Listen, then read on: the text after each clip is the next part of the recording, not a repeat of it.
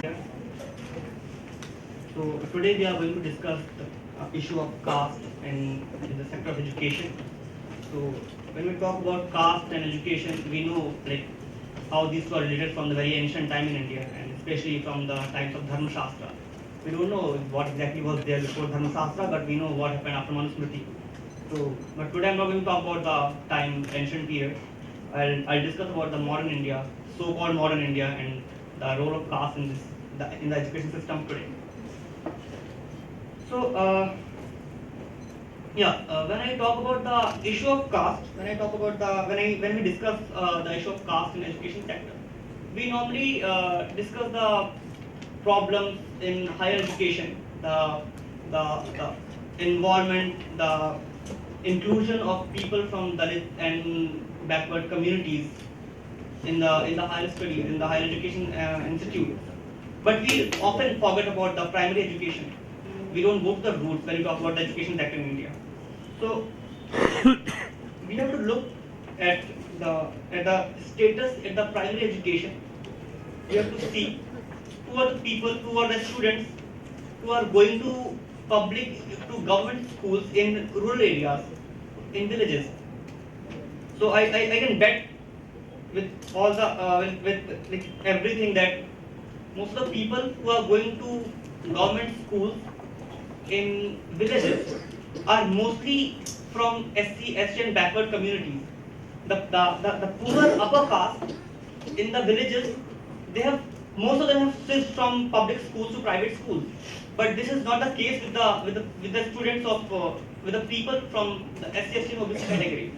So this is the one of the main reasons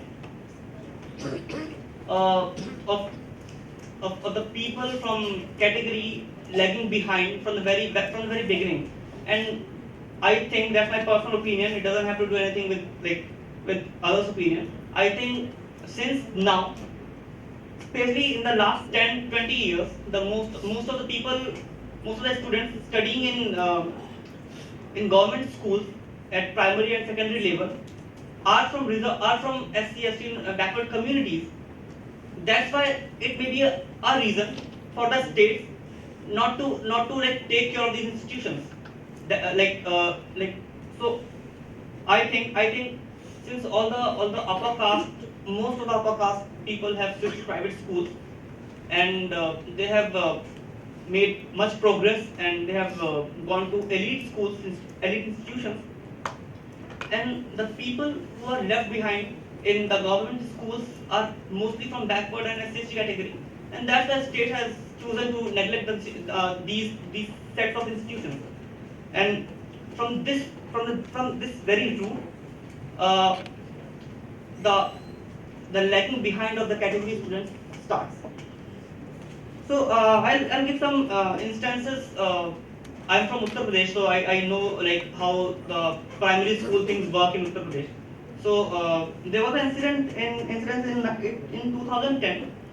The Uttar Pradesh government made a rule that in all the primary institutions, the midday meal will be cooked by a Dalit woman.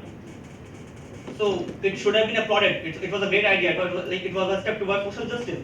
That all the students, including SC, ST, OBC, and general category, will have to eat food cooked by Dalit woman. But this didn't happen. There was a great violence. There was like police lathi charge. There was agitation, and in the end, the state had to like take back the orders. So our society, especially in rural areas, in villages, we are still like so backward in mind that we can't take an idea that we can eat the food cooked by a Dalit woman. So it's very inherent in our culture. So if any government wants to take step with respect to improving situation, like with respect to having social justice in primary and secondary education, the society is not ready to accept that. And these are the basic reasons. Because of that, we have underrepresentation in all the elite institutions. So Sukhdev Thorat says that in IITs, around half of the seats, half of the reserved seats are still vacant. So it shows that at the primary and secondary level we have not made that much achievements that we can crack to IIT, IIMs and other institutions. So the fault lies in the very roots. From it is in secondary and primary education. I have two solutions. I have two suggestions to improve the situation. One is very stupid as it will be considered right now. It is to abolish private institutions, private education institutions at primary and secondary level. And I know that it's quite impossible right now because we have pulled in so much amount of money and resources in these institutions. We have our leaders having their own having their own private institutions. So we can't do this. We can't abolish the private institutions, private education institutions right now. The second suggestion is far more controversial. That is to have reservation in the private institutions as well, private education institutions as well, in primary and secondary at primary and secondary level. So this is the idea because when we directly go to higher education, we say that okay, you don't deserve to be here because you are not capable enough to compete with us. So to compete with people who are not from that backward that villages and all, so we have to have reservation. We have to make sure that we need equality. We need spaces in the private institutions as well. We need to have a say in the seats of the very elite schools. We have to have reservation in DPS. We have to have reservation in the Bishop Cotton School. So okay, the thing is, to improve the situation of education in India, we have to look at the primary and secondary level education. And now I'll go to the higher education, that is far more discussed and debated in the last 2-3 years because of the incident, because of the suicides by Dalit scholars, Dalit students. So yeah. So this Horat has done a quite analysis on the issue, and he says that in Hyderabad University, between 2007 to 2013, there were 11 student suicides, and most of them were by the Dalit students. And apart from this, there were 2 suicides in AIMS, because of which Sugit Horat gave a recommendation report, about discrimination in AIMS. And apart from this, there were 14 cases of suicide by Dalit students reported between 2007 2011 in North India. Yeah, and I was watching. I have to prepare quite a bit for this session. So I was watching a interview yesterday. It was of a student of KGMC. KGMC is King George Medical College in Lucknow, and there was an incident. There was a instance that in a course, out of 35 SC students, 30 were failed. And the reason which was stated by the students of community, the reason was that it was the first time that the people from SC/ST community celebrated Ambedkar Jayanti.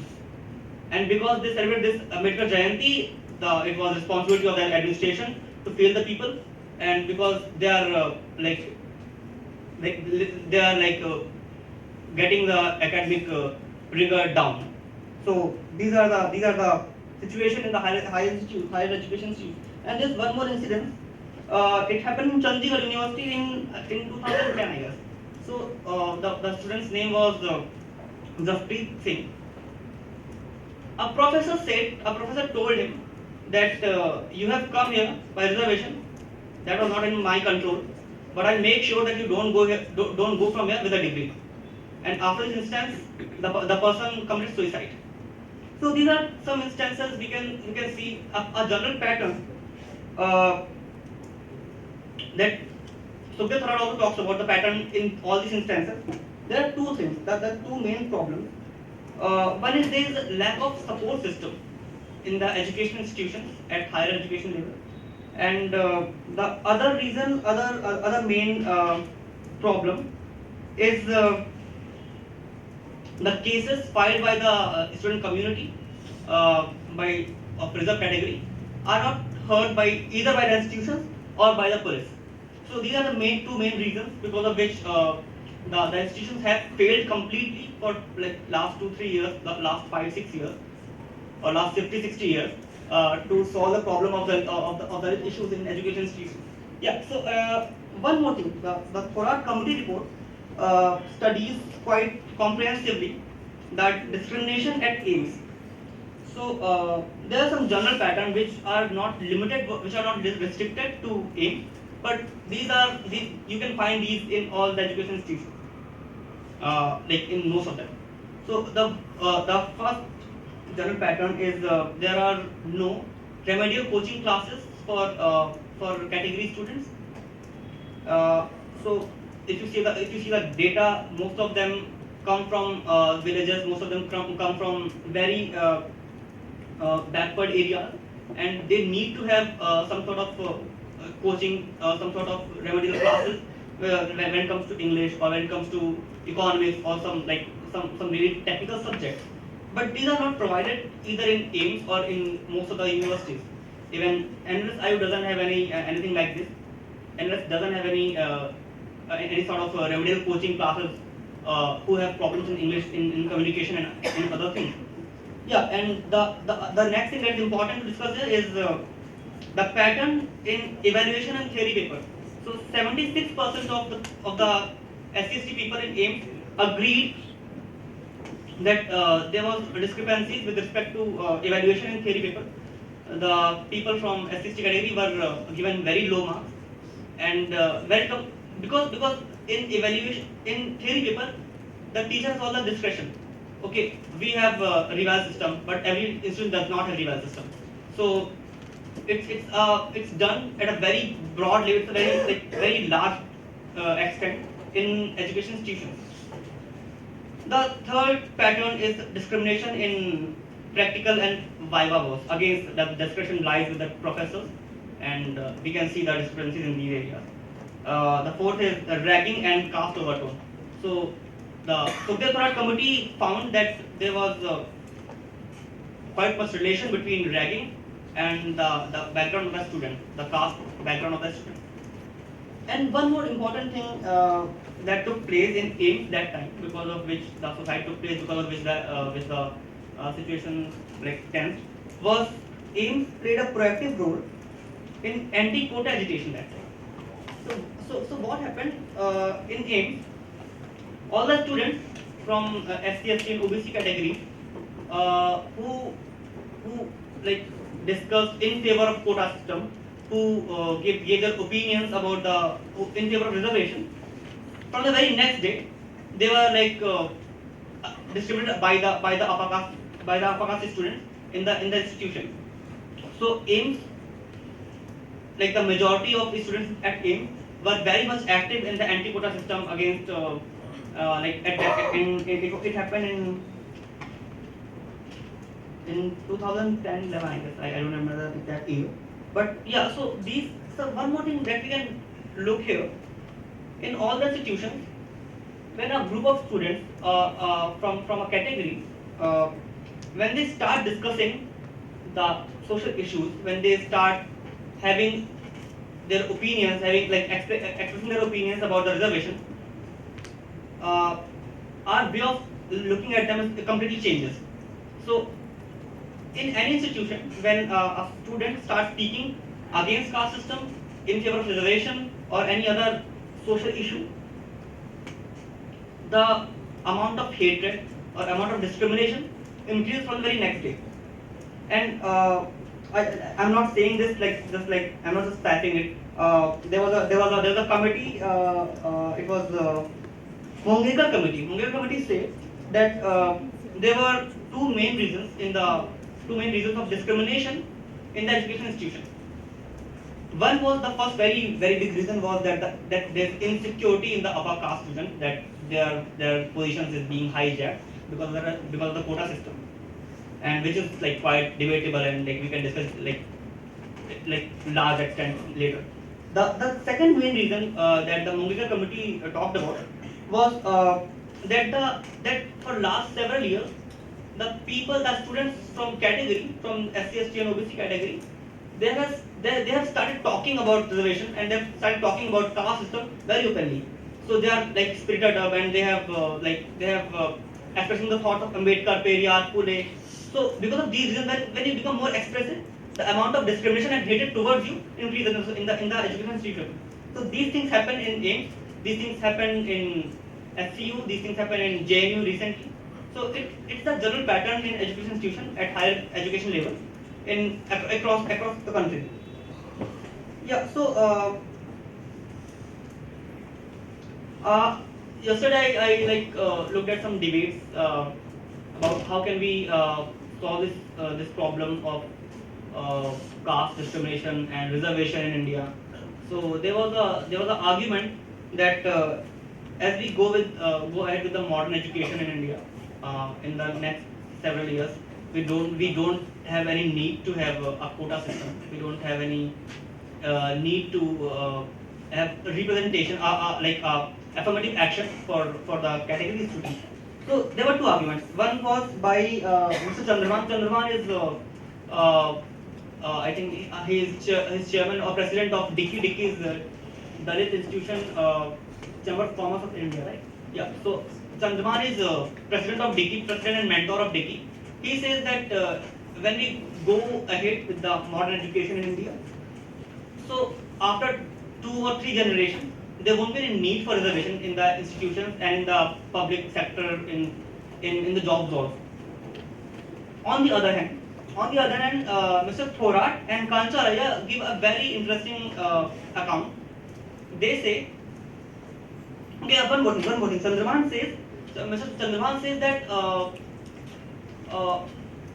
the people who have achieved something, people from category, from SC, ST, OBC category, who have achieved something, who have got jobs, and they have got jobs for last 3 generations. They should quit. They should leave that quota for the lower classes, for the more poorer section of society, poorer and like more backward section of society. So Thorat and Kanchalaya dispute this, that there is a need to leave spaces like seats for much lower section of society. He gives reasons that, for example, in IIT, half of the reserve category seats are still vacant. It's there in all the major elite institutions in India.